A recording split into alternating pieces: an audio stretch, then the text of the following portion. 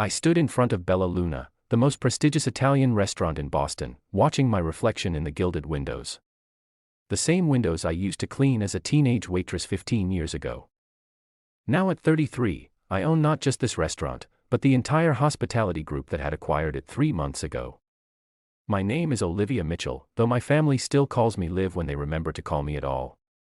Tonight was my sister Madison's birthday celebration, an event that promised to be as uncomfortable as every other family gathering I'd attended in the past decade. Your usual table is ready, Ms. Mitchell. Marco, the maitre d', greeted me with a knowing smile. He was one of the few who knew about my recent acquisition of the restaurant. Not tonight, Marco. I'm here for the Madison Carter party. His eyebrows rose slightly, but he maintained his professional composure. Of course, they're in the grand room. I smoothed down my simple black dress. Chanel, though you wouldn't know it unless you knew what to look for. That was my style. Understated but impeccable. Unlike my sister Madison, who believed that success should be worn like a crown, preferably one dripping with diamonds. The sound of laughter guided me to the private dining room. Through the frosted glass doors, I could hear Madison's voice, loud and commanding just like our mother's. I took a deep breath and pushed the door open. Oh, Liv, you actually came. Madison's voice carried across the room, drawing everyone's attention. She stood at the head of an elegant table, wearing a red designer dress that probably cost more than most people's monthly rent. Her husband James sat beside her, already looking bored with the proceedings. Our parents occupied the seats of honor near Madison. Mom in her perfectly coordinated outfit, Dad pretending to be interested in whatever James was saying about his latest real estate venture. My younger brother Tyler and his wife Sophie were there too, along with various aunts, uncles, and cousins, all seated at the main table. Happy birthday, Madison, I said, approaching with a small gift bag. She air-kissed my cheek, taking the bag with a practiced smile. Thanks, sweetie. We've got you set up right over there. She gestured to a smaller table in the corner, clearly separated from the main gathering. The kids' table. I felt my face flush as I noticed my cousin's children already seated there, the oldest no more than 12. I'm sorry, what? Well, we had to arrange seating by success status, you understand. Madison said with a laugh that others around the table echoed. The main table is for the adults with real careers. I mean, what is it you do again? Some kind of consulting. I caught my mother's eye, hoping for some support, but she just gave me that same disappointed look I'd grown accustomed to. The one that said, if only you'd followed our plan for your life investment strategy, I said quietly, knowing they wouldn't bother to understand anyway. Right. Madison waved her hand dismissively. Anyway, you'll have fun with the kids. Maybe you can learn something from their lemonade stand business plans. More laughter. Tyler at least had the decency to look uncomfortable, but he said nothing. He never did. I stood there for a moment considering my options. I could make a scene, leave dramatically, or I smiled and walked to the kids' table. Hello, everyone. I said to my young tablemates who looked up from their phones with mild interest. As I sat down, I pulled out my own phone and sent a quick text to Marco. Time for that special welcome we discussed. Madison was just launching into a story about her recent promotion at her father-in-law's company when Marco entered the room, followed by the owner's traditional procession of servers with champagne. Ladies and gentlemen, Marco announced, his voice carrying the perfect mix of authority and deference. Welcome to Bella Luna.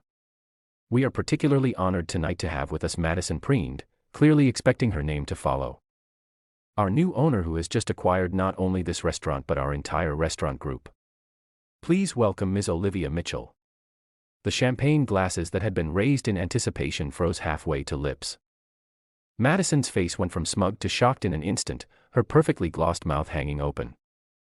Mom's hand flew to her pearl necklace, her tell when she's truly rattled.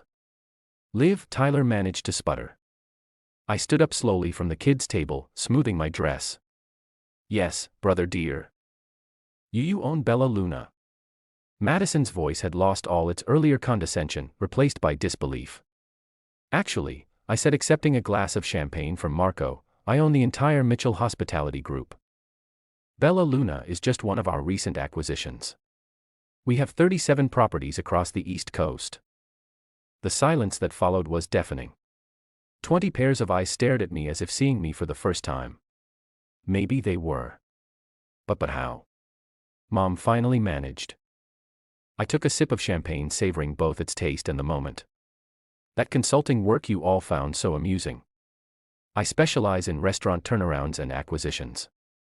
I've been building my company for the past decade while you were all busy dismissing me. Why didn't you tell us? Dad demanded, his face reddening. Would you have listened? I asked simply. When have you ever listened? Madison's face had turned the same shade as her dress. Her husband James was suddenly looking at me with new interest. No doubt calculating the net worth of 37 high-end restaurants in his head. Now, I said, turning to Marco, I believe my sister requested the special anniversary champagne. The one that costs $2,000 a bottle. Madison's eyes widened. She had indeed requested it, probably assuming she could write it off through her father-in-law's company. Put it on my tab, Marco, I said with a smile. After all, family is family. The irony of my words wasn't lost on anyone in the room. I raised my glass to success. However you choose to measure it. The rest of Madison's birthday dinner unfolded like a carefully choreographed dance of discomfort. Every few minutes, someone at the main table would glance at me, then quickly look away when I caught their eye. The $2,000 champagne sat mostly untouched. Apparently, success doesn't taste as sweet when someone else is paying for it. I stayed at the kids' table, but now my young cousins were suddenly fascinated by me. 12-year-old Emma whispered, "Do you really own all of this?" I nodded, helping her cut her pasta into manageable bites. "That's so cool. Mom says you were always the quiet one." "Sometimes the quiet ones are just busy building something," I whispered back, making her giggle. Madison, however, wasn't handling the revelation quite as well. I could see her texting furiously under the table, no doubt trying to verify my claims about Mitchell Hospitality Group. Good luck with that. I'd kept my ownership private through a maze of holding companies and subsidiaries. Until tonight, only my core executive team knew who really ran things. As the dessert plates were being cleared, my mother finally worked up the courage to approach my table. She'd reapplied her lipstick. Another nervous tell. "Olivia dear," she began, her voice straining to sound casual. "Why don't we have lunch tomorrow? Just us girls. We have so much to catch up on." I dabbed my napkin to my lips, taking my time before responding. "I'm afraid I have a full day tomorrow, Mom. Board meetings for 3 properties, then a flight to Miami to oversee our newest acquisition." "Miami?" She blinked rapidly. "But you never mentioned." "I mention a lot of things, Mom. You just never listened." She flinched as if I'd slapped her. Behind her, I could see Dad pretending to be absorbed in his phone, but his forehead was beaded with sweat. He was probably remembering all the times he'd dismissed my little consulting business at family gatherings. Madison chose that moment to make her grand move. She pulled her chair over to our table, designer heels clicking on the hardwood floor. "Live, we should talk about collaboration opportunities. James and I have been thinking about getting into the restaurant business ourselves." Of course, they had. Now that they knew it was profitable. "Actually," I said, "I'm quite particular about my business partners. I only work with people who have genuine passion for hospitality, not just interest in profits." "But we're family," Madison protested, reaching for my hand across the table. I moved mine away, pretending to adjust my napkin. "Are we?" I asked quietly. "Because an hour ago, I wasn't even family enough to sit at your table." The color drained from her face. "That was just a joke, Liv. You're so sensitive." "No, it wasn't a joke. It was a power play. One you've been making since we were kids." I stood up, smoothing my dress.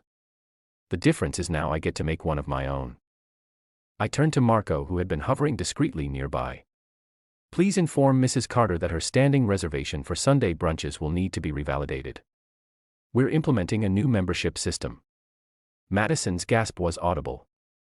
Those Sunday brunches were a social crown jewel, where she entertained her carefully curated circle of friends. "You wouldn't dare." "I wouldn't, I am." In fact, I continued loud enough for everyone to hear, the entire Carter family's preferential status is under review. James finally looked up from his phone, alarm crossing his face. He used Bella Luna for all his business meetings, leveraging the prestigious address to impress clients. Marco, I added, please ensure that Mr. Carter's business account is transferred to our standard corporate rate structure. No more special discounts. This is ridiculous, Madison sputtered. Daddy, say something. Our father stood up, straightening his tie, his way of preparing for confrontation. Now Olivia, let's be reasonable. Your sister didn't mean any harm. We're family, we should be supporting each other. I laughed, but there was no humor in it. Supporting each other? Like when I needed help starting my business and you told me to get a real job instead.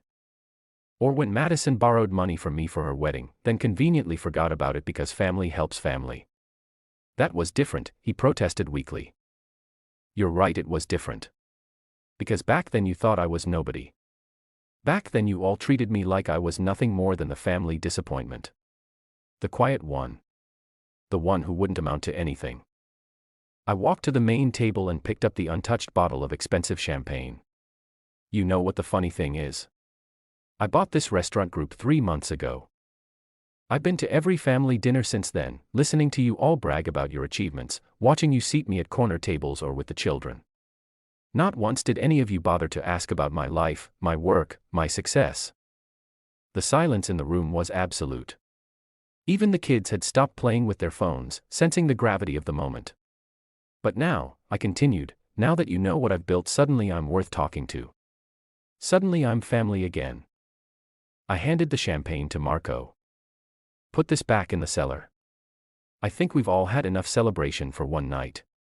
Tyler stood up, his face flushed with what looked like shame. Levi, I'm sorry. I should have said something earlier. About the seating, about everything. Yes. You should have. I agreed. But you never do you, Tyler? You just watch and stay quiet like I used to. The difference is I learned to speak up. I turned to my mother, who was still standing frozen beside the kids' table. You always wanted me to be more like Madison. More outgoing, more ambitious, more everything. Well, congratulations, Mom. I built something bigger than anything Madison has ever achieved. Are you proud now? She opened her mouth then closed it again, words failing her for perhaps the first time in her life. I picked up my purse, Hermes, not that they'd noticed, and walked toward the door. Dinner's on the house tonight. Consider it my last act of family charity. Olivia, wait. Madison called out, her voice cracking. Please, we can talk about this. We can fix this. I paused at the door, looking back at my family. All of them now standing looking lost and small in the grand dining room. No, Madison, we can't. Because you can't fix years of dismissal and disrespect with one apology. You can't erase a lifetime of making me feel small just because you suddenly realize I'm bigger than you thought. What do you want from us? My father asked, his voice heavy with resignation. Nothing, I said simply. I don't want anything from you anymore. That's the beauty of success. It shows you exactly who you are and exactly who everyone else is too. I nodded to Marco. Make sure they get home safely. Marco. That new membership system we discussed. Implement it tomorrow. As I walked through the restaurant, I could hear the murmur of shocked conversations beginning behind me. By tomorrow the story would be all over their social circle. How quiet little Olivia Mitchell owned one of the city's most prestigious restaurant groups, how she'd put her family in their place at her sister's birthday dinner. Outside, my driver was waiting with the car. As I slid into the back seat, I caught a glimpse of my reflection in the window. I looked exactly as I had walking in. Composed, professional, understated. But something had changed. A weight I'd carried for years had lifted. My phone buzzed with incoming messages. Madison, Mom, Tyler, even James. I turned it off without reading any of them. They'd have to learn, just as I had, that success isn't about who you know or what table you sit at. It's about what you build when no one's watching, what you achieve while they're busy underestimating you. The next morning my assistant handed me a stack of messages from my family. They've been calling all morning, she said. Your sister's husband seems particularly anxious about his corporate account. I took the messages and dropped them straight into the shredder. Send out the new membership guidelines to all properties, I instructed. And Sarah? Make sure the Carter family is not on the preferred list. What about the Sunday brunches? She asked. I smiled, remembering all the times Madison had excluded me from those precious social gatherings. Tell them those spots are reserved for people who understand that success isn't about where you sit. It's about how you treat people when you think they're beneath you. Sarah nodded, a small smile playing on her lips. She'd been with me since the beginning, had watched me build this empire piece by piece while my family dismissed every achievement. Oh, and one more thing, I added. That kid's table in the grand room. Remove it. In my restaurants, everyone deserves a seat at the main table. As I sat down at my desk looking out over the Boston skyline, I thought about success and what it really means. My family had always measured it in obvious displays, designer clothes, expensive cars, prestigious addresses. But real success, I'd learned, isn't about what you can show off. It's about what you can build, what you can change, and most importantly, who you become in the process. I picked up my phone and made one call. Emma? This is your cousin Olivia. How would you like to learn about running a restaurant? I think you might have what it takes to build something special of your own someday. After all, sometimes the quiet ones are just busy building something extraordinary. Share your thoughts in the comment section. Thanks for your precious time. If you enjoyed this story, then please make sure you subscribe to this channel.